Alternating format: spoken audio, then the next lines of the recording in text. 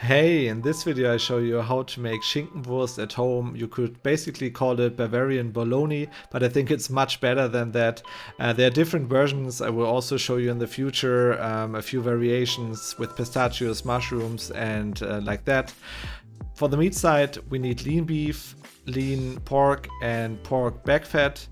And just a quick reminder, this is my version of it. There are also versions where there isn't any beef in it. I also linked it below in my blog post, the second variation, which is pork only. This is most likely the one you know. Okay, then we need crushed ice. And for the spices, I have salt and cure,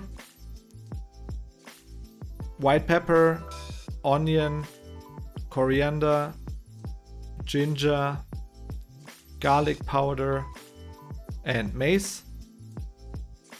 And then I have some cutter phosphate later on for the binding. And I would say, yeah, let's start. First, like always, cut the meat into strips.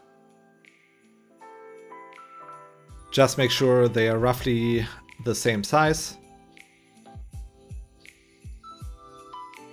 And then put them in the freezer for 1 to 2 hours to get firm.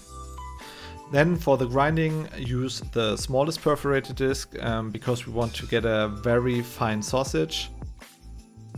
Because of this, I also let it through twice. So grind it once and then grind it a second time. And that's also the reason why the meat needs to be super cold, because it gets warmer through grinding and we want it to stay cold. The next step then is to put the meat and fat mixture into a food processor or a bowl cutter if you have it. Then push it on and then get all the finely ground spices in there. You can also add the cutter phosphate. And then let it go through on maximum speed. And from time to time, fill in the crushed ice or the ice water. This way the mixture stays cold, doesn't get too warm. Also measure the temperature. The mixture should not exceed 12 degrees Celsius, which is around 53.6 degrees Fahrenheit. And then let it mix until you reach this temperature.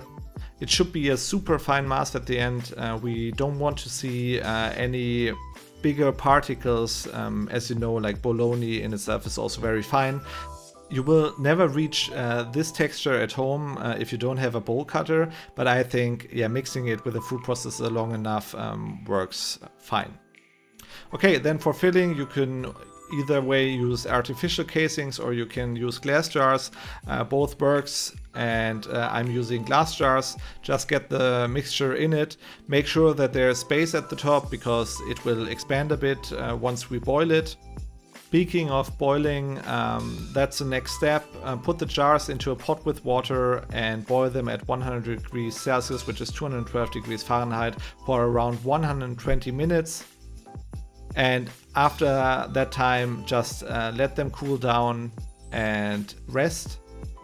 And then it's time to enjoy the sausage. As you can see here, it looks very fine. However, you can see these small particles and there's no way you can get it finer with a food processor. However, for me, that's fine enough. The air bubbles also work good. This works better if you use a sausage stuffer. So let's give it a test. Yeah, it's juicy, it's perfect on a bread with butter. You can really taste the spices and also the meat. I like it. You can make sandwiches with it. You can also fry it up, completely up to you. For the full recipe, have a look below. As always, if you liked the video, then please subscribe to my channel, give me a thumbs up, and I will see you on the next sausage video, which is coming up shortly. Bye bye.